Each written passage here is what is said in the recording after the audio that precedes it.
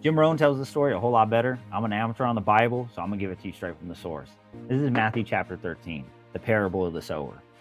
On that day, Jesus went out to the house and was sitting by the sea. Such large crowds gathered around him that he got into a boat and sat down, while the whole crowd stood on the shore. Then he told them many things in parables, saying, "Consider the sower who went out to sow. As he sowed, some seed fell along the path, and the birds came and devoured them. Other seed fell on rocky ground where it didn't have much soil, and it grew up quickly since the soil wasn't deep. But when the sun came up, it was scorched, and since it had no root, it withered away. Other seed fell among thorns, and the thorns came up and choked it. Still, other seed fell on good ground and produced fruit, some 100, some 60, some 30 times what was sown. Let anyone who has ears listen." Then the disciples came up and asked him, "Why are you speaking to them in parables?" He answered, "Because the secrets of the kingdom of heaven have been given for you to know, but it has not been given to them. For whoever has, more will be given to him, and he will have more than enough.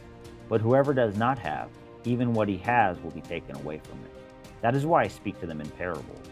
Because looking they do not see, and hearing they do not listen or understand. Isaiah's prophecy is fulfilled in them, which says, 'You will listen and listen, but never understand. You will look and look, but never perceive. For this people's heart has grown callous, for their ears are hard of hearing, and they have shut their eyes, otherwise they might see with their eyes, and hear with their ears, and understand with their hearts, and turn back, and I would heal them.' Blessed are your eyes because they do see, and your ears because they do hear. For truly I tell you, many prophets and righteous people longed to see the things you see, but didn't see them, to hear the things you hear, but didn't hear them. So listen to the parable of the sower. When anyone hears the word about the kingdom and doesn't understand it, the evil one comes and snatches what was sown in his heart. This is the one sown along the path. And the one sown on rocky ground, this is the one who hears the word and immediately receives it with joy. But he has no root and is short-lived. When distress or persecution comes because of the word, immediately he falls away. Now the one sown among the thorns, this is the one who hears the word, but the worries of his age and the deceitfulness of wealth choke the word, and it becomes unfruitful. But the one sown on the good ground, this is the one who hears and understands the word, who does produce fruit and yields some 100, some 60, some 30 times what was sown." He presented another parable to them. "The kingdom of heaven may be compared to a man who sowed good seed in his field. But while people were sleeping, his enemy came, sowed weed among the wheat, and left. When the plant sprouted and produced grain, then the weeds also appeared. The landowner's servants came to him and said, 'Master, didn't you sow good seed in your field? Then where did the weeds come from?' 'An enemy did this,' he told them. 'So do you want us to go and pull them up?' The servants asked him. 'No,' he said. 'When you pull up the weeds, you might also uproot the wheat with them. Let both grow together until harvest. At harvest time I'll tell the reapers, gather the weeds first and tie them in bundles and burn them, but collect the wheat in my barn.' He presented another parable to them. 'The kingdom of heaven is like a mustard seed that a man took and sowed in his field.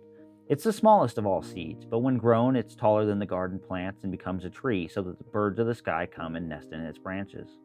He told them another parable. 'The kingdom of heaven is like a leaven that a woman took and mixed into 50 pounds of flour until all of it was leavened.'"